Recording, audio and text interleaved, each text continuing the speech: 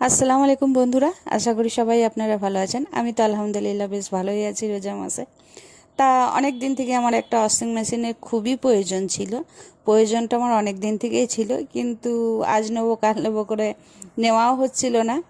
তা ভাবলাম যে রোজা মাসটা বেশি কষ্ট হবে আমার, যেহেতু একটু প্রবলেমের জন্য কাপড় কাচতে খুবই কষ্ট হয়।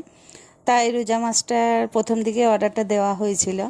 অর্ডার আমি দিইনি, আর অর্ডার দেওয়ার সময় আমি কিছু দেখিইনি। আমার বড়মশাই অর্ডার দিয়েছিল, কারণ এইসব জিনিসও ভালো বুঝে কোন কোম্পানি নিলে ভালো হয়, কোনটা কি। তা আমার অত কিছু তো জেনে লাভ নেই, আমার কাজ নিয়ে দরকার, কাজ ভালো হলেই আমার আরাম।